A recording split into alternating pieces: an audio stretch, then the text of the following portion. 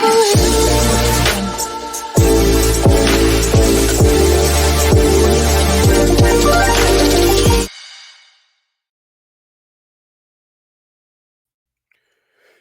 what's going on, everybody? Welcome back to another episode of the MindShare podcast. This show is sponsored by Kits Keep In Touch Systems, a two-time international award-winning marketing suite for sales professionals, along with REM Real Estate Magazine, Canada's premier monthly magazine for real estate professionals. You can learn more about all of our sponsors by visiting my site, mindshare101.com. And hey, while you're there, be sure to download your free copy of the Ultimate Marketing Bundle so you can build more mindshare to get more market share. Plus, learn more about our one-to-one coaching and keynote speaking. Today's episode is number 306. She's a real estate broker in Toronto with a proven track record of helping hundreds of individuals and families find their new homes across the GTA. She's known for being dedicated, reliable, knowledgeable, and diligent in her work. Always striving to make the real estate experience as enjoyable and stress-free as possible, she takes pride in building lasting relationships with her clients, positioning herself as their go-to expert for all real estate matters. With experience working with clients from various age groups and life stages, she has gained invaluable insight, particularly in guiding first-time home buyers through the exciting yet often overwhelming process of purchasing their first property. She says, real estate is about more than just transactions. It's about making the entire experience seamless and positive for her clients. In addition to her real estate practice, she has served on numerous committees and task forces within TRREB and was previously on the board of the Black Realtors Association. Joining me on this episode of the MindShare podcast is broker Soraya Dempsey. Hi. Soraya, welcome to the MindShare podcast. Thank you. Thank you for having me. Absolutely. It's a pleasure having you. And I got to say to you, and I got to say to everybody right now, for those of you that are regular listeners, and I thank you all for being regular listeners, as you could tell, my voice is a little bit under the weather today. We just got back from a hockey tournament in Detroit. Now, I wasn't playing, but I'm a coach on the team. And well, hockey tournaments made for early mornings and long nights. Lots of hockey and lots of fun. We'll just keep it at that. Fun. So anyhow, yeah, we're just nursing that, getting back at it. But pleasure having you on the show today. Thank you. I'm looking forward to chatting. Oh, absolutely. So I got to ask, because I know just before we got live, yeah, we were talking about the fact that, you know, how long you've been in the business, and obviously, you know, you got in just prior to that world-changing moment that everybody went through for a few years there, or for about a year. What's that called again? Yeah, that thing. You know that thing. Yeah. So anyways, yeah, but I mean, you've sort of seen the changes of the market. Yeah. I know that, you know, you're working in the Toronto market, and as we look at the numbers, the GTA, just regular speaking, is one of the most competitive real estate markets in the country. Mm-hmm. I guess the question I got to that is, you know, what strategies have you found that have been really effective in helping your clients secure their ideal home in such a crazy market? Well, I think the number one thing that I try to focus on when I'm taking someone on is really educating them.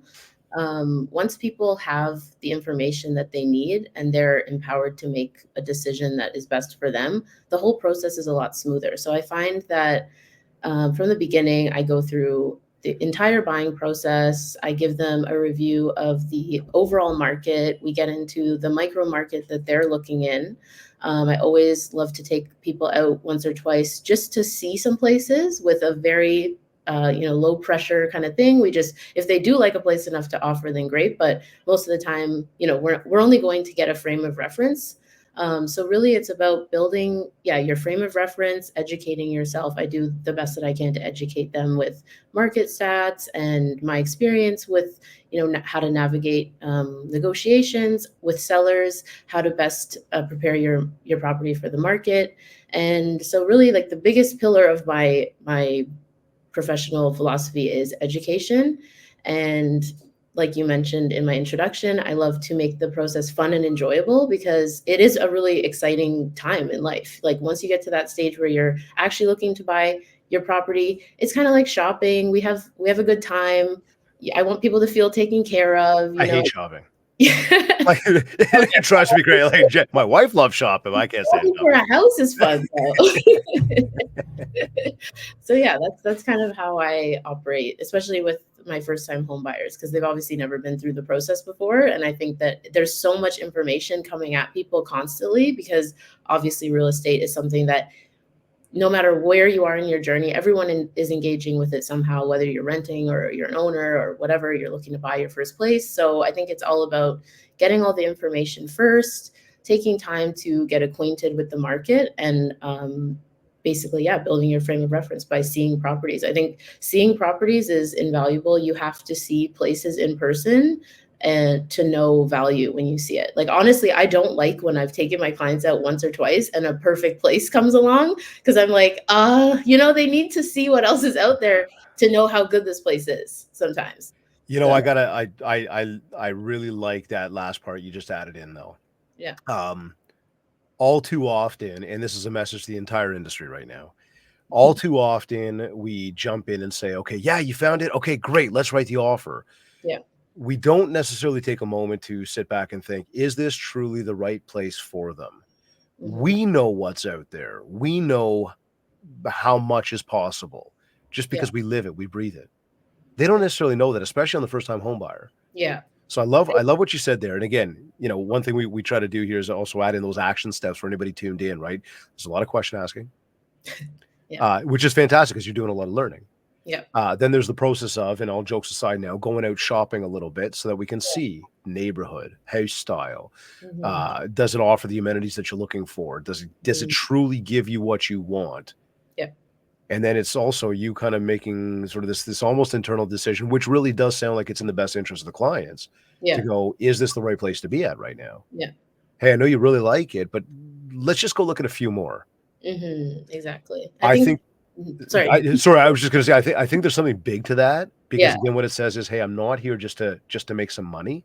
No. Yeah. I'm here to actually help you find the home. Yeah, and I was gonna say, I never want my clients to make a decision based off of my word. Like, of course, I want them to trust my Yep. advice, and if they want my opinion on something, I'm gonna be honest. But I would never say, buy this place, trust me, it's a great deal. I want them to come to that on their own, even if I do eventually say that, oh, this is a great opportunity or whatever. I would buy this place. Like, sometimes I genuinely would Yeah. buy the place, and if they're asking me what I think, I do say that. But I would never want someone just to make a decision blindly because of my experience. Because at the end of the day, they're the ones buying it, they're the ones living in it. And if things happen all the time, and for example, I'll tell you, when I got my condo, Yeah. I was so excited that I didn't do a home inspection. And a lot of people don't do home inspection for a condo, but I was so excited that I didn't even check the AC when I bought it. And when I closed, it actually wasn't working and I had to pay. And that was my decision. And so I had no one else to say, oh, you did this, or I should have done that. So it's kind of like, I want people to have all the information. Like, you should always do a home inspection. You should always, do all your due diligence. And because it's life, right? Like, no property is perfect. Every property is going to have their things. And I want you to feel good about that when those things happen, regardless of them being a nuisance and whatever. But you get what I'm trying to say. I'm sure that air conditioning will last with you forever. Yes. When it's like, well, he's here. I was on a coaching call Me now. recently. I was on a coaching call recently, and like my client said to me, the buyers want to waive the inspection condition. Mhm. And I said, is it brand new? She's like, no, this place is like 35 years old. Should Yeah. I let them wait? Like, should I let them not do? Pardon me. They didn't want to include the inspection condition.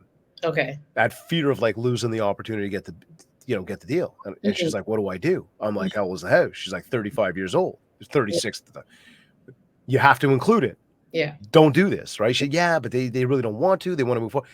This is why we're here. Mhm. Is to help guide people the right way. So I like that, and I know that'll stick with you forever. Yeah. Now you talk about understanding the market. Mhm. How do you keep up with market trends just to again ensure that your clients are positioned as well as they could be, whether they're on the buying or the selling end? Like, Mhm. how do you keep up with them? And I guess to that, is there a daily task that you do to kind of keep yourself in the know? Well, I always keep up with the news. I also check my own, I kind of do my own stats research, Right. my Yeah. own. So I do a lot of condos, mainly in the core, downtown, midtown, and so the central Toronto. So I'll always take a look at how many listings are available, what's sold that day, and what's been listed that day. And then I have to say, my brokerage, Royal LePage Signature, they are the best, and they do a lot of education for our office. So we have weekly meetings called Signature Live, and on there we always talk about market trends. We have agents who we do a lot of mind sharing at our office as Oh, well. I like that word there, Soraya. It is. So yeah, everybody's kind of like a family, and we all share what we're experiencing and what we know. And then we also have reports from Urban Nation every month. We have our monthly stats that the office generates, and basically just studying those, understanding those. I like to take a look at an entire year, like month over month, and you can kind of see the trends of what's happening that way. And yeah, basically just staying focused on, I think, my main area, like keeping my finger on the pulse of what's going on there. And it changes so often. So like I went away recently for 2 weeks and I came back and I'm like, I have no clue what's going on in the market, right? Because it changes so often. Right. And yeah. Well, yeah, sure. With all those vacations you take, I mean, no, jokes aside, that was a little bit stalking on Instagram to see like Amalfi Coast and London and all this stuff. But I'm Was here always working, people. So for sure. Hey, that's the beauty of that's. I will say, as much as I hate the smartphone, because yeah. I think it's driven us absolutely nuts. Yes. Obviously, the ability to continue to run what we do is possible anywhere. Yes, exactly. So you work with a lot of first time home buyers. Hmm. And I know there's a lot of people out there that won't even go near first time home buyers because it can be painstaking. Yeah. At the same time too, it's like anything else when you find a niche, Yeah. you find what works for you and what works for them and that synergy. Hmm. What would you say from a first time home buyer is one of the biggest misconceptions they have, and I guess in saying that, I might ask, what do you do to help them with that? And that might go back to what we already said earlier, like helping them shop. But what Yeah. would be that big misconception? About the buying process, you mean? Yeah.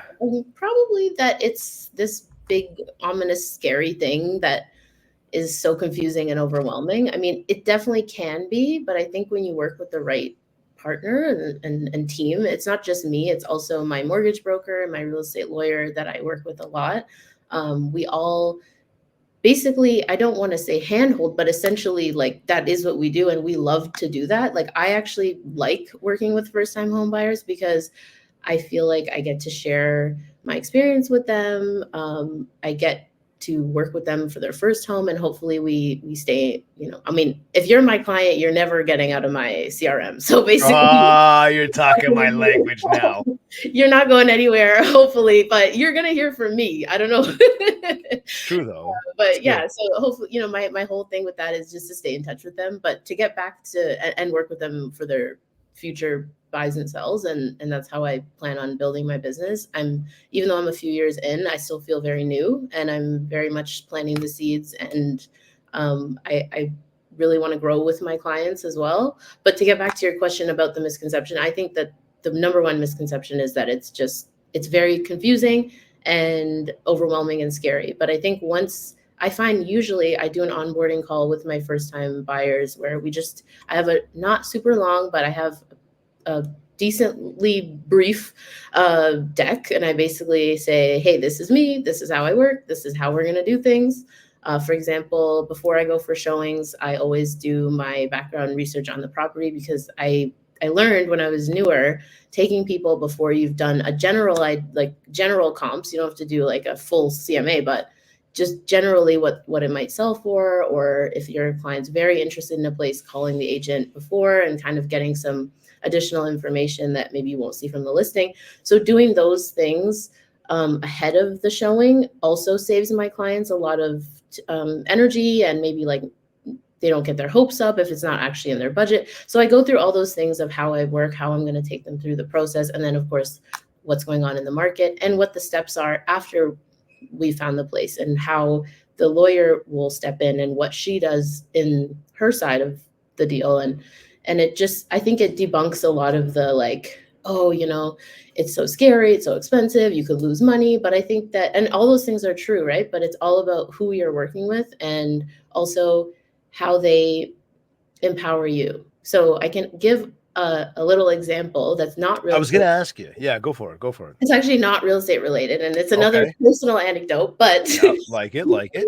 I started going to therapy a couple years ago, and when I was in my process of looking for a therapist, which is in itself like that's a kind of a similar thing, right? Where it's like this daunting thing. I'm like, I don't even know what to do. I don't even know what to say.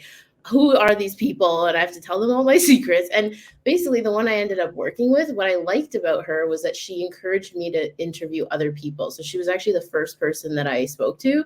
And she said, you know what? I don't want you to just start with me because you're the first, I'm the first person you spoke to. I want you to go out, talk to other people, see what else is out there. And if I'm the right one for you, then come back and we'll start together. And that actually is what ended up happening over the course of like 6 months. It didn't happen right away, but she is the one I ended up going back with. And that's sort of my thing as well, is like, I want someone to want to work with me. I want them to feel like, I really get along with Soroya. She's so trustworthy. We have a great time. She knows what she's talking about. And I trust her to put me in the position to get the properties that I need if we're competing or whatever it is, So that's why it's important for me to share the education pieces and also even to encourage people to go out and interview other agents. Like I feel confident in what I bring to the table, and I want to work with people who want to work with me. And yeah. It's I like that. I like the fact that again, a lot of what I'm hearing today is that it's not self-serving. I say to anybody, of course we're out there to make dollars. Well, that's what we're here for. We have, whether it's just for ourselves, whether it's for a family, we've got to put food on the table. Let's just Mhm. call a spade here, right? Mhm. Um, I take a lot of pride in helping people. Yeah. I take a lot of pride in watching people succeed. I take a Yeah. lot of pride in it's not about my dollars. I know that if I help enough people, I'll be Mhm. fine. I'll be good. I will have more opportunities. Yes. And I will say that again, from a perspective of being in this industry as long as I have been, we see a lot of really bad agents, like people who are not there to help their clients. They're there just to be self-serving. They might tell you they're there to help their clients, but you can tell all of their actions Say the are just to opposite. make the dollar. Yeah. Yeah. Totally. Yeah. And staying true to who you are, staying true to what really drives you, staying true to the fact that you want to help others. When you stay true to that and you are not chasing the dollar, but you are chasing the success for others, Mhm. the dollars and your own personal success will continue to find you. Yeah. I So I mean, you obviously know that because you're living it, you're breathing Yeah. it, you're succeeding from it. Yeah. I just want to reinforce that for you. A lot of the things you're saying Thank today, obviously, it's the right mindset. So Yeah. good on you. Now, You're saying that. It's well, still no, but to listen, hear from, someone else. look, there are, tens of thousands of agents out there that you're competing against. Yeah. Okay. And for the most part, the majority of them don't do it for the right reasons. Mhm. There's a lot of really wicked agents, like awesome, like good people, like who Yeah. care, who understand the industry, who understand why they're here. There's a lot of them. But Mhm. that small group of them are the ones who do most of the business. Yeah. And it's because of, again, the mindset in the way they approach the business. Exactly. Yeah. Right. Now, you talked about you want to continue to do more business with people. Mhm. This is a big thing that we talk about in our coaching when we talk about the 10-year plan, a bulletproof follow-up system. I call it just a referral machine. We teach people exactly how to do that. Um, what, as you're building your business out that way, and Mhm. again, I know you mentioned a very short period of time. I guess it's important to give everybody a little bit of background there. I learned from you a few moments ago, 7 years in the business, Yep. right? So it's not the shortest period of time. You didn't just get in here yesterday. You've got some experience under you now. Yes. Um, hence how got here on the MindShare podcast. So congrats. It's awesome. It's awesome. But what I'm curious to know is like as you're building that reputation with your clients, you're establishing those relationships with your clients. What are some of the key actions that you're taking? Maybe some of those best practices, or even some of the marketing channels that you're using Mm. to maintain and drive that sort of referral business, that ongoing repeat. Yeah. Well, Instagram is huge for me. Okay. Mm, I find my focus is not as much well, at the moment, maybe that will change. I think it should change. My focus is not currently about reaching new people as much as it is to stay in touch and remind the people that I've already come into contact with that I'm an agent. And I'm pretty good at it, I'd like to say. So Instagram has been great for me in that way, and staying in touch with my clients through social media, but also again, at Signature, we have a great team of management who's always encouraging us to stay in touch, have one initiative a month that you do for your clients. So, at Christmas time, I'm always sending Christmas gifts and Christmas cards. I do seminars. I will send it out to my clients and say, if you have any friends or anyone who's looking to buy, we're doing a first-time homebuyer seminar. It's free. I had a big birthday party last year. I invited all my clients because I was like, you know what? These are like my friends now at a certain point too. A lot of them, we end up remaining in touch, and we build a really strong friendship as well. And basically just always sending out information, letting them know what's going on in the market. I have a newsletter. It's honestly like 10 or something things that are constantly happening, and they're probably sick of hearing from me, but I'm going to keep doing it, as I said. So Hey, question for you. It's been great. Mm-hmm. If I said running shoes, what's the first brand you think of? Right now, I'd say Asics, just because I have. Give me the first one that came to mind. Nike. Thank you. What about if I said fast food? McDonald's. Thank you. And soda pop? Coke. Thank you. Yeah. So neither of any of those three companies, they didn't care how much we were exposed to their brand. Yeah, that's true. And you just did that. I know you started with Asics, but I was like, come on, be real with me. You're like, all right, fine, right? Like Nike. Okay. Think about that though. Nike, Coke, and McDonald's. And I know for those of you that are regular listeners of mine, you've heard me do that many times before, but amazing how it always ends up being the same three answers. Yeah. Okay. Yeah. They don't concern themselves too much about how much they're in our faces. Mm-hmm. They continue to be in our faces. Yeah. And although those three companies, you may look and be like, I don't know even how much advertising I see from them anymore, because they're just everywhere. Mm-hmm. And they've developed that with us as a society. Yeah. And so when it does come back to your marketing, and I know you said, like, however you just worded that a moment ago, of like being there too much, or if it's too much, whatever. Look, if people want to subscribe, they can unsubscribe. Yeah. If people want to unfollow, they can unfollow. If they want to scroll past and just not unfollow, but just not read or listen, they can do that. Mm-hmm. The key is, if you don't want to be there out of fear of whether or not they're going to do that, then you will not be there. Yeah. And therefore, you will not come up in that conversation when somebody says real estate. Yeah. Soroya. Yeah. You know what I mean? Mm-hmm. And so good on you for doing it. I needed that. Sometimes it's hard because I'm like, I find in the beginning it was really tough for me to self-promote. Like that was one of the barriers that I had when I started doing real estate. I was like, oh, I'm just not really an attention person. I get nervous, I get shy and uncomfortable. But as I've obviously gained experience, I'm like, well, I got to get over it, right? Because this is the industry that I chose and I have to do that. So thank you. Well, hey, listen, you're very welcome. But I mean, good on you, right? It's like the same thing. Like just before we went live, we were talking about video, right? Some best practices. And it's like, it's amazing how many people still shy away from video here in 2024. Including me. Well, and listen, I get it. I can understand it. A lot of people have fear about what they look like or what they sound like. And the reality is we all look and sound the same as we do on video as we do in person. It's the same thing. It's just coming through a different set of speakers, whether it's in our own head or it's the actual sound of the speaker that's happening. Mm-hmm. But getting over that fear is important, because in the day that we live in today, the ability to jump on a virtual, like for those listening, on the audio, we are actually, in fact, recording this live, across YouTube, Instagram, Facebook. Like, we're virtual. We could see each other. People could see us right now. And so that's that next element of not just hearing, but being able to visually see. And it just amplifies, the way our message comes across to people. And some people want to listen, some people want to watch, right? It's another marketing channel we can use. And the question I would have for anybody is, why not use it? Yeah. Right. So I like what you're saying here. Now, a couple things. I love the fact, like, you start off by being like, oh, I get a lot of stuff from Instagram. Yep. And then as you kept going, you're like, and I send out a newsletter. And in my head, I was like, yes, because we're checking boxes here. Okay. We got 7 ways to communicate with people: in person, by phone, text message, mail, email, social, and your website. Yeah. But I messed that up somewhere. It's 7. I just counted 8, but it's 7. All right. And point is, with that, you want to use all 7 of those ways to communicate, because you don't know who's going to be paying attention to what. Mm-hmm. So Instagram, How much time do you spend in a day on Ooh. Instagram? Ooh. Like, okay, hold on a second. Let's break this down. Okay. Okay. We got creating content and posting content. Okay. We've then got engaging with others. Yeah. And then I'm gonna have to go there because we're based on your ooh answer. I'm thinking you probably stalk people a whole bunch like many other The people do, mindless right? It's scroll. just that aimless scroll, Yeah, I'm trying you to cut know. back on that. You know what's gotten me is TikTok actually with the mindless scroll. I don't think It's so Instagram bad. has me anymore with the mindless scroll as Yeah. much.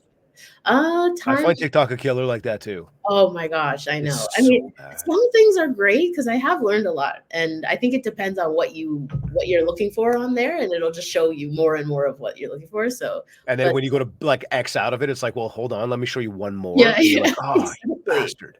exactly.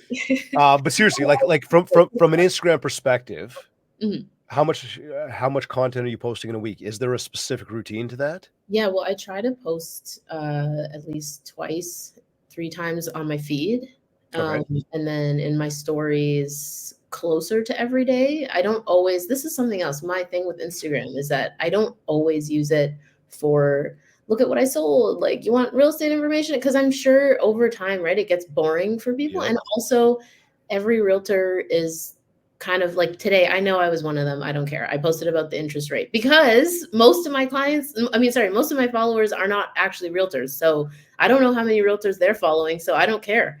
I'm Pause. posting it. I'm gonna say something right now. I'm gonna back you up. All right. Yeah. I am not a believer. I do not like when somebody sends like this like blast like Happy Father's Day. I'm just Yeah. not a fan of that. I just think it's insincere. Okay. Yeah. I really do. It I is. also think it's insincere. Like if you're gonna go wish somebody happy birthday, don't do like an HBD. Yeah. Right? Like actually like Yeah. say that thing. And I'll even Exactly. go further and be like Have a good day. grab a pen and actually write them a card. Yeah. Okay. Yeah. However, when it comes to the interest rates Mhm. and it comes to any type of announcement from the BOC, yes, Yeah. everybody, many people are sending it. Mhm. Everybody should be sending it because Mhm. I'm going to come right back to, well, if I saw it today and I saw it from another realtor and I did a deal with you, Yep. that ain't the way it should be going down, Exactly. right? Yeah. You should be the one telling me that information. Mhm. So good. Listen, good Yeah. for you for sending Thank it you. out. And for anybody that didn't send it out, get that stuff sent, Yeah, exactly. right? But yeah, I was saying that with the posting, I post a lot about my personal life, Yep. and Love that. because my page was actually before I was a realtor, that was just my Instagram, like my private Instagram I would share with my friends. And then basically when I got my license, I was like, I bait and switched everybody. I'm like, hello, this is a real estate page now, and you're gonna support me. So thank you. And so yeah, I used to have 2 pages. I used to have a personal one for like a couple of years, and it was private, and I would post my whatever on there with only the people that I knew personally. But the lines became blurred because a lot of my clients, like I said, a lot of my clients are like around my age. They're friends of a friend that have referred me. And then we all just kind of end up becoming friends. And it became too complicated. I'm like, I don't know how to split this up. I'm just going to have one. And I think that it works because I remember when I was newer and I would hear from more experienced agents about how they market themselves. And people would always say, people want to work with you because of who you are. Also, not just how much you sell, not how much you know, because there's always other agents out there. Like, listen, I'm not the top producing agent in Toronto. Like, there's always going to be You don't need to be. yeah, and that's the thing. Like, it's about how people want to work with you because of who you are. And so I'm like, well, how are they going to know who I am if I never and here comes the me not going on video thing, which I need to start doing. But yeah, if I'm never sharing my personality and I'm never sharing my interests and what I'm doing on the weekends or the trips I go on and things like that, then how is someone supposed to feel connected to me? Or how are my clients who I've already worked with supposed to know what's going on with me too? Like, I want to genuinely keep in touch with people and have them know what's going on with me. And so I post a lot of personal stuff too. So maybe out of like the 3 posts in a week, I'll post one personal on the feed, post a lot of personal stuff in my stories. Yep. And yeah. I like that. I like that. I know when I was scrolling your feed just to learn a little bit more, Yeah. and again, I'm off East Coast and London, Chicago. Like, but I'm saying like Love I got to see this. you, right? I got to see you with some of your girlfriends. I got to see you Yeah. smiling. I got to see you like in real life scenarios. And then Yeah. yeah, I saw some real estate stuff as well, but I didn't feel like I got hit over the head with real estate. Yeah. Thank You you. know, Great. That's what I'm well, going for. it's important though, right? Like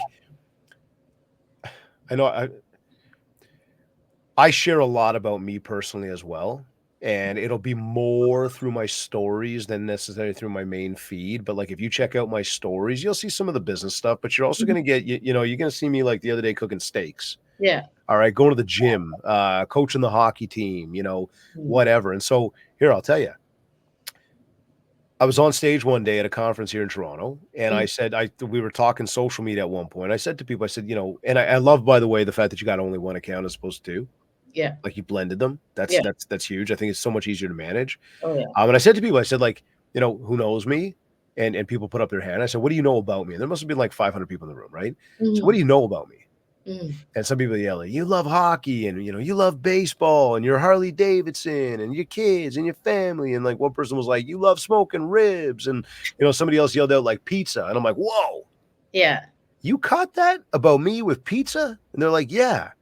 I'm like, I love pizza. Like that is like my favorite food on earth is pizza. Yeah. And I'm like, and they're like, yeah, I see that you make pizza, on your pizza oven and all this stuff. And I'm like, and I said something to them and they said something to me about like your favorite kind of pizza. Mhm. And we now started having a conversation. Me and this I'm on stage and there's one person in the audience. There's like 500 people in the audience, but we're having Yeah. a conversation about pizza, me and this one person. Yeah. So then I'm like, wait a second, let's get everybody involved. And I'm like, Yeah. hey, who believes that pineapple can go on pizza? And the whole room erupted. And now the entire, like, we're Everyone having has like an opinion. 500 of us having a conversation about pineapple on pizza. Yeah. Nobody hired me to talk about pizza on that stage. Mhm. What happened though? You We build create trust with them. you create a connection, Yeah. right? So hugely important. I think that's fantastic that you're sharing personally and that you've dropped that guard. I'll Mhm. nudge you a little bit, use that video a little bit more for Yeah. sure if there's a fear to it, right? Because Yeah. you've been well spoken on the show, and Thank you. you don't seem shy, which is amazing, right? So Oh, just great. it I is that actually next level of being able to get yourself out there, Oh, great. Okay, cool. right? Yeah. Um, and then stories. I think stories are fantastic.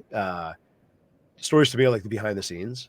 Mhm. It's like the raw real, Mhm. like it's like I'm here right now. I'm here. Whereas Yeah. like the feed kind of lives. Mhm.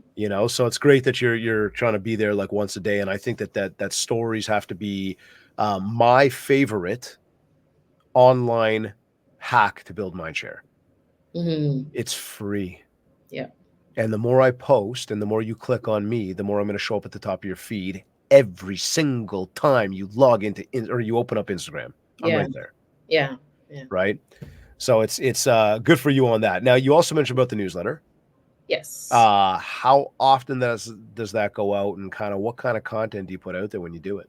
That's once a month. Okay. It's usually heavily stats related. So the previous month's stats that come out, we send those out, send graphs out so people can really see, like, even if they're not looking at every single word, right? They can see trends. I also will include any listings, any new client reviews. Sometimes we include restaurants and things around the city.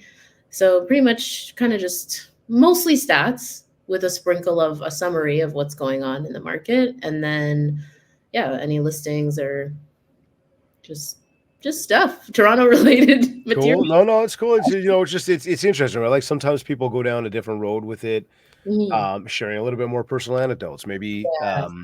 And a good thing to think about too is always, can I share a personal story of something that happened with a client? Mhm. And we don't necessarily need to name the client or give the details of the property or whatnot, but just the overall story. It's like if you took bought a condo, didn't do the home inspection, and then had to replace the air conditioner, Mhm. there's a story, but and again, everybody tuned in, pay attention to this. That instills a little bit of fear Yeah. in the person watching and then goes, oh, maybe you could keep me safe here. Maybe you can help me. And Yeah. then instill some trust as well. Exactly. Yeah. Right.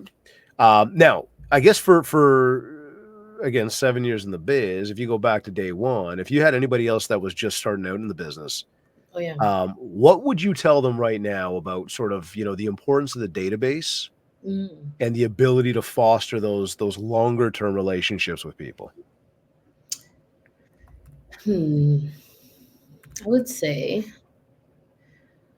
not to be shy because you don't have experience yet. I think that was something that I struggled with reaching out to people that I knew or like people that I had worked with for rentals and stuff. First of all, when I was new, I did any rental. I didn't care. I did basement studios in Scarborough. Like I did whatever just to build up the the client base. But I think the biggest obstacle is just honestly educate yourself, know about the market, and you'll be able to speak on it from a place of authority and a place of expertise. And it doesn't matter how many deals you've done or if you haven't done any deals yet. Just continue to reach out to everyone that you know. Even if you don't think, oh, I haven't, or even if you think this person's not going to want to hear from me, blah, blah, blah. Like, you don't actually know. A lot of people are willing to work with someone that they kind of know, but not too closely, because maybe they don't want to work with someone that they know really well or whatever. You know what I mean? So I think it's about just keeping your doubt at bay and kind of, my sister always would tell me, fake it till you make it. Ever since I was in high school, she always said that. She's older than me. And that's kind of one of the things that stayed in my mind when I was new. I was like, okay, well, I haven't, at this point, I hadn't sold a house or a condo, and all I had done was a rental, but I knew what was going on in the market. And that's kind of what I leaned into when I would talk to people and let them know, hey, I'm a realtor. And honestly, don't be scared to ask for people's business. I think that sometimes like seems taboo, or you don't want to come off like a greasy car salesman or whatever. But sometimes it is fine to just be like, hey, I'm doing this now. I know a lot about it. I can help you out. You let me know if you know anyone. Just do it. Just don't let the self-doubt kind of paralyze you, because if it does, then you're never going to get anything done. So Cool. I like those wise words there. Definitely. Right. It's just do it. And that's where, Nike put that in yeah, place for a reason, but it's so true though, right? It's so true. yeah, Is get at it, right? If you want it, you got to make it happen. Nobody's going to do it for you. yeah. And by the Right. way, I still deal with this every day. Like, this is not something that I feel like once you know, are like 5 years in, then it all evaporates. Like, there's always going to be self-doubt. There's always going to be like, I think you'll always have to push yourself and remind yourself that you're able to do it. And if you put your mind to it, you can do it. Because honestly, it's a really tough business. Like, I'm not going to pretend that it's been fun and easy Yep. for me this entire time. I've had times where I do let the self-doubt kind of take over and I drop the ball on things, and there's an immediate reaction either way. Like, if you don't do the things you need to do, you're going to feel it. If you do the things you're supposed to do, you're also going to feel it. So yeah, I don't think Okay. that that's something that ever goes away. And so I got to ask you then, because Mhm. we have, when I run the timeline, chronologically of like when you got in the business Yeah. and kind of the way within probably your first, well, you were in a really great market when you first got in. Hmm. You then went through a really, really crazy market in a good way Yeah. throughout that time of the pandemic. Yeah. And we have naturally seen things change over the past, year and a bit. And again, I suspect we're into this for the next 12 to 18 months before we really gain that forward momentum again. And that just has to do with, rising costs of living and the interest rates. And I know that we're seeing things come down, which is fantastic. Hmm. But everything takes time to change. A lot of mortgages are coming up for renewal. So again, times change and things happen. But the specific of the question would be around the challenges that you do face from a mindset perspective. Yeah. How do you stay motivated during these times? Like, what do you do for yourself? And maybe what advice can you give to people about that? Yeah. Well, that's a it's interesting that you asked that, because I'm actually going through a time right now where I am in the process of kind of kicking myself in the butt, because Yeah. I have had a harder year than maybe I had hoped for. And I would say mindset wise is, again, leaning into the confidence and the things that you've experienced. And something that I started doing recently is to start my day with a mindset podcast. So that's been really helpful. I really like Mel Robbins, not telling anyone what Oh, to she's listen awesome. to, but I She's love her. awesome. Yep, she's Yeah. awesome. And one of the things that she Five, said, four, three, two, one, go. yes, So one of good though, right? yeah, it is. And one of the things she said that stuck with me recently was that you're never starting from square one. You're always starting from a place of experience. So I kind of felt like, oh, because the business can be up and down. And when you're in a down, it's sometimes hard because it's like maybe a hit to your ego, or like, you're like, oh my God, did I just get lucky for a few years or whatever? And I think that always remembering that you did it once, you could do it again, A. B, Like that. but there are, yeah, and that there are things in your day to day. Like, I had to be honest with myself and look at my habits. I'm like, okay, am I I'm not waking up and listening to something like a Mel Robbins podcast. That's one thing that I introduced that helps me a lot. Am I getting out of my pajamas right away when I wake up in the morning, or am I coming to my desk in my pajamas? Because that affects me personally. I know other people it doesn't. Maybe you need to go into the office. So for me, it's like I look at my habits and the things that I'm doing day to day, and I assess which ones are going to help me get towards my goal and which ones aren't. And obviously some of those habits are easier to change than others, but I think it's just accepting like that we're always in a constant state of evolution. Like we're never going to achieve. I think that was something that helps me, is just accepting that like I'm always going to be working at being a better human being, but also a better realtor, and having, doing time blocking and making my calls. Like my managers are always like, did you call anybody, Soraya? Did you call them? And I'm like, oh, I'm scared. I don't want to bother anybody. And it's just getting over those hurdles, not allowing those things to kind of prevent you from doing what you need to do. So the reason I kind of laughed when you asked the question is that I'm in a place right now where I'm like, okay, this is enough. We need to do the things. So right now for me, mindset is all about habits. And I think that I got into maybe a loop for a few months where my mindset wasn't in the greatest place. And I was just sitting here trying to change it without doing the activities that would change it. So learning about like motivation, for example, doesn't come out of nowhere. Like, yeah, you maybe get a burst of motivation to like drink your water that day, but motivation comes from drinking your water every day.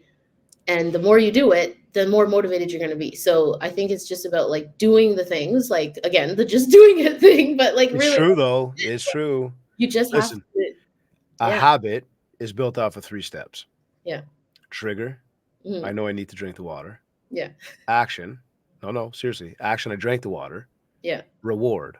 Hmm. I actually mark it down somewhere that I drank the water. Yeah. Okay. And when you set a goal that says, hey, how many cups of water do you want to drink in a day? 5, 10, whatever.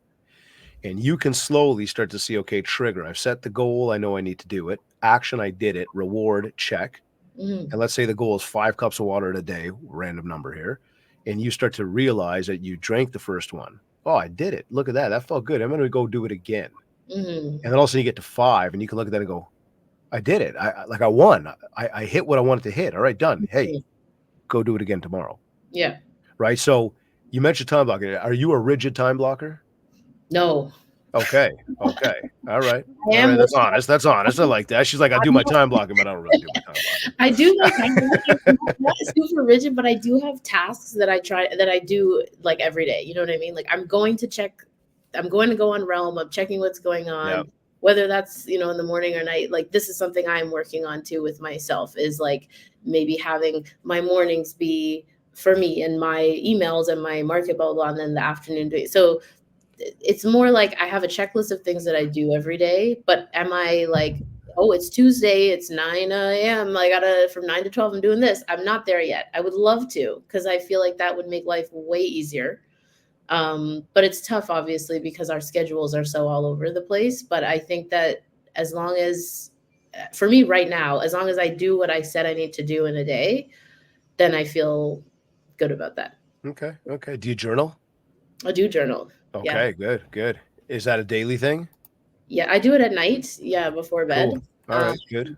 That's another thing that helps my mindset for sure, Yeah. is just writing down all the good things that happened in the day, because obviously that can be eye-opening if you think you had a bad day, but really sometimes if you write down. There you go. There you go. What about reading? Any do you read it like Yeah, regularly? I do read. I have been, again, recently reading more than the last couple of years. When the market was really busy, I honestly didn't read. I would read maybe like 2 books in a year. I watched a lot of Netflix and hung out with my friends if I wasn't working. But lately I've been trying to read for an hour or 30 minutes before bed. That also helps me get to sleep better than TV. Yeah. So yeah, it's honestly like it's a lifestyle. Really, being a realtor. It is. Yeah. Right. Yeah. Like you got to remember too, right? We only have so much time in a day. Yeah. And I mean, when we unearth it and we all unpack what it is that we do in a day and the way we operate in a day, we start to find deficiencies or where we're inefficient with Mhm, our time. mhm. And overall, that inefficiency then can lead to the negative mindset because we either beat ourselves up about what we haven't accomplished.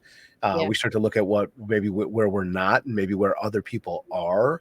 And Mhm, I'll always come back to social media on that. The more we scroll, the mhm. less in control we are about the time and the amount of time we scroll, the less in control we are about the mindset and the thoughts that are running through the subconscious. Yeah. And that subconscious then really does start to create a path towards negativity Mhm. and a lack of production, Yeah. And right? honestly, let's be real, this this job is tough. There's Oh, so for many sure. ways that you can get sucked into the negative loop, and it's really about, like, swimming upstream regardless, like, Yep. got sucked back this year, I think, like, it was tough because every, headline was, like, doom and gloom and whatever, and things slowed because 'cause I'm in the first-time buyer, pool mainly, right? So all my clients were affected by the interest rates, and so it's like, "Oh, I'm never gonna sell another house," which obviously is not true and didn't happen, but getting sucked into that kind of negativity, and like you said, I wanted to mention the comparison thing. um just don't do that. Like, I know that it sounds easier said than done, but really there is no way to know whatever, like, first of all, if you're comparing yourself to another agent, you don't know what work they're putting in. You don't know who they know. You don't know anything about them. And you're just comparing what you have to what they have. And that's just like you probably wouldn't compare your entire life to someone else's. So why compare businesses? Like, that's how I feel about it. There's always gonna be someone better than you. Just focus on you and how you can be uniquely yourself and how you can be the person that people want to come back to. And I think that, again, not saying this from a place of it's never happened to me. I'm saying this from a place of it used to happen to me, especially when I was newer. I thought, like, oh, I can never be as successful as X person. And it really just, again, the mindset, it gets you into the wrong thing. Like, you're focused on what other people are doing and not on what you could be doing. And that's really where, you know, basically you're self-sabotaging, basically. That's very well said. Yeah. And, everybody, we're talking to Soraya Dempsey today, talking about mastering real estate, how she helps clients thrive in a competitive market. Soraya, you've also, and I think what you just shared is fantastic around, keeping in touch with clients and what we're doing to market ourselves and the mindset that we Mhm. need to have in order to not only succeed for ourselves, but help our clients succeed, which we did together establish off the top of the show. The more we can help them succeed, the more we will succeed. Yeah. Um, Now you've also been very involved with both TRREB and the Black Realtors Association. Yes. I know, I spend time volunteering Mhm. in different places as well, and I know that the added commitment to time that takes, Mhm. and what it may in once in a while take away from me maybe growing my business, and I'm talking like specifically focused on the business. Yes. That said, those of us that do put our time into volunteering and taking part in these, um, it's amazing how the world goes round and things, positivity comes out of that stuff. And so Yeah. I'm curious, how has your leadership and advocacy work shaped your approach to real estate? Well, I think that with my volunteering with TREB, I've been on the governance task force, for example, and the communications committee. And so there's two legs of this. I've done some diversity and inclusion kind of work, which I'll talk Mhm. about, and more of the industry, I guess, not regulation as much, but kind of like industry standards. So I feel like volunteering. So I started volunteering basically right when I got my license because I thought, Good why for not? you. Like, Yeah, who cares? Like, what? I was just curious about what was going on, and then sure. obviously once you get into it, it's hard to stop. But how that ties into my the way that I operate is, I think that I came into the industry, and everyone knows that realtors, we don't have the best reputation with the general public, right? Because there are so many that have done things that are not above board or whatever it is. Yep. And so it's really important for me that when I'm operating my business, I want to be professional. I want this to be a respectable and respected profession. I want this industry to be something that takes not just, I mean, education aside, but like not just anybody can do it, and be successful at it, like we know. So what sets those people apart from the other group is their professionalism mainly, and their ethics also mainly. I won't say secondly. Ethics and professionalism, they're intertwined, right? So I feel like volunteering with TRREB and learning about how TRREB is run, honestly, sometimes I even go to the meetings and I'm like, oh, okay. Like, for example, writing on a listing that you can, the seller has the right to withhold commission if the buyer is introduced, blah, blah, blah, like little things like that where you see them all the time and you're like, oh, that's normal.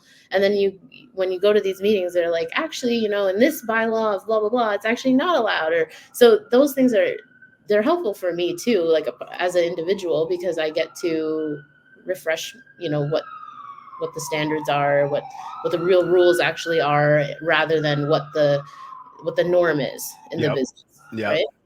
Which is And fantastic, right? Because you get some insights.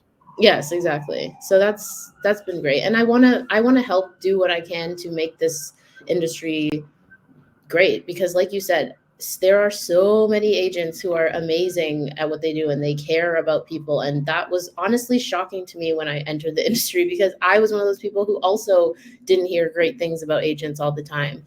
But I met a lot of really great people who really care about their clients, and selfless people too, and that's the number one thing. There are so many of us, because I'm included in that too, who will do what's best for their clients, and even if it's not what's best for us, like even if we're going to make less money, even if we're going to waste some time or whatever it is, that's, if it's for the best interest of the client, then it's not a waste of time and it's worth it. So that's how a lot of people are, and I think that we need to put more light on those people. Good on you. Good on you. And that's on, let's say, the TREB side of things. And, Yeah. you mentioned about inclusion, and we talk about the Black Realtors Association and just taking Mhm. part. And again, I bring this back to volunteering. What would you say to anybody if they said, like, volunteer is a waste of time, right? I don't have time for that. Yeah.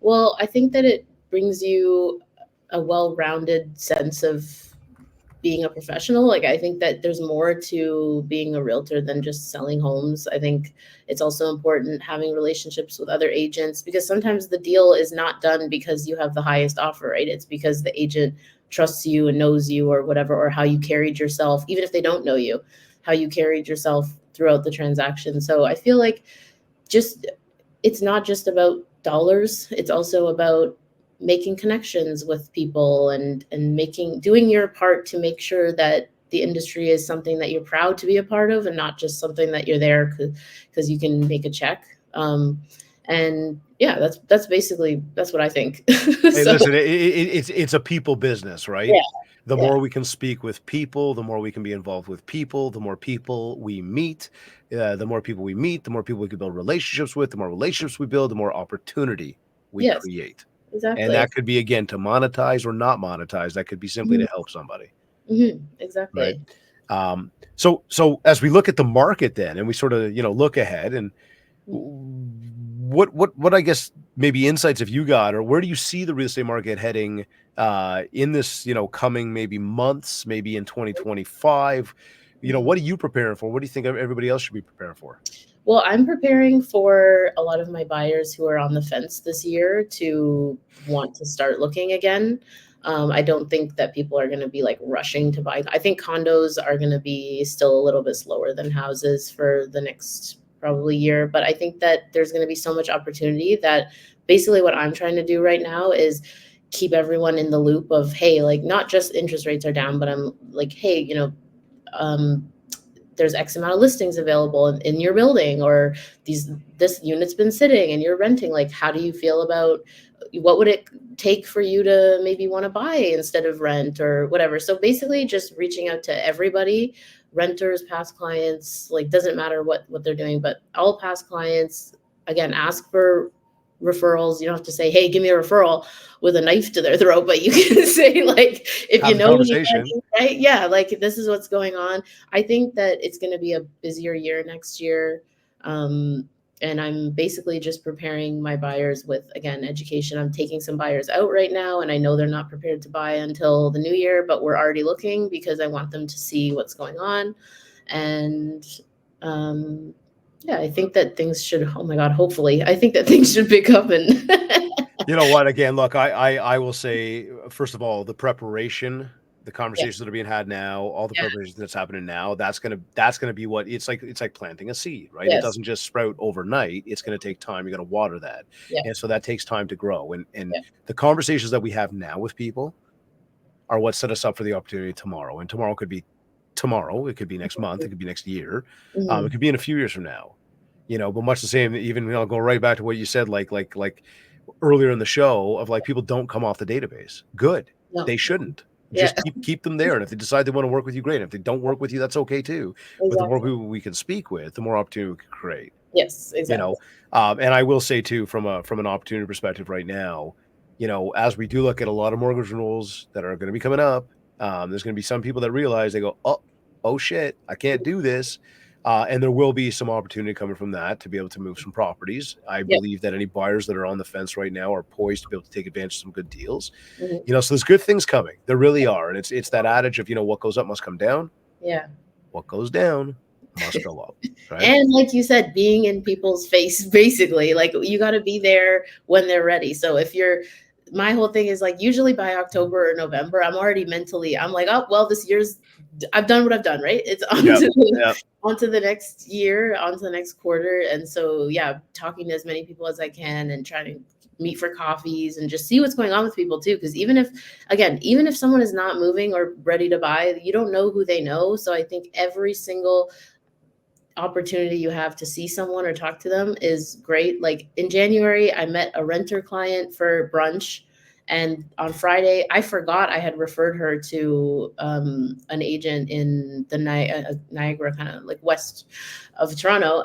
I forgot I had referred her. And then on Friday night, I got a text from her, oh my gosh, we bought a house. Thanks so much. And we're closing. And it's like, that's a referral fee, And that was just Amazing. like, that was fun for me. I like this girl. We met up for brunch for fun. It wasn't even like, because I wanted something from her. So that was also a reminder from me, or a reminder for me to just get out, get on the phone, probably go on video. But anyways, Well, hey, listen, you do a lot of good things out there. I'm curious, you've gone through your entire day. yeah. You've done everything you wanted to accomplish on that Mhm, list, and you're feeling good. I love the fact that you're writing the gratitude journal. I think it's huge. mhm. Um, you're about to read or maybe start to close your eyes, but how do you know it's been a successful day for you?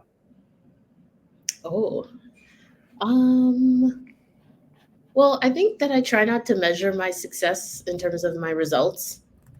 I focus on the things that I need to do. So if I feel like I've done the things that I said to myself I'm going to do, then that's where I feel like it's a successful day. Nothing feels worse, right, than betraying your own kind of self by saying you're going to do something and not doing it. I think there's honestly not much worse for your self-esteem than doing that kind of thing. So, yeah, that's what I would say. Like anything that I at night, because I journal at night, I also say like, what do I want to accomplish tomorrow?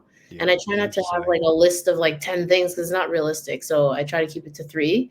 And it's not, excuse me, Yeah. always work related. It could be like my water or like I'm gonna not watch TV tomorrow. I'm gonna read. I'm gonna whatever. So just have like two or three things that you want to do the next day, and you could build on those, or you could not build on those. But I stopped saying I'm gonna do things if in my back of my mind I knew I probably wasn't gonna do it.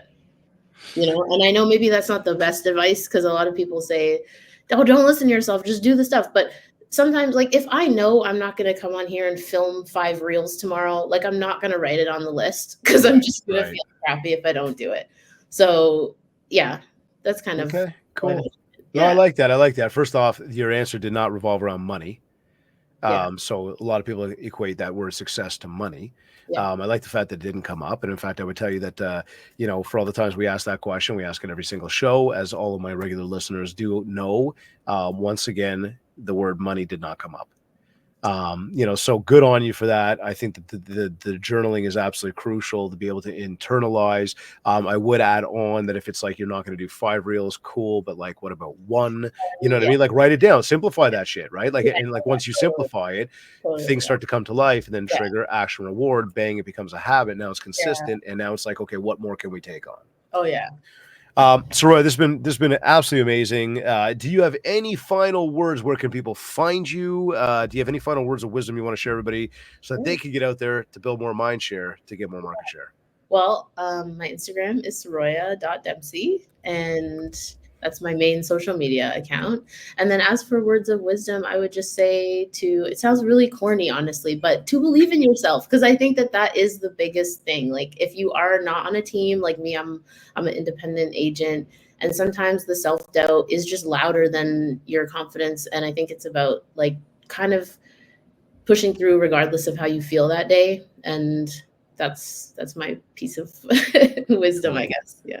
I like it. I like it. It's been absolutely amazing. Again, speaking with you about mastering real estate, how you help clients thrive in a competitive market.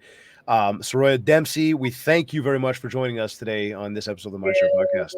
Thank you. Thanks for having me.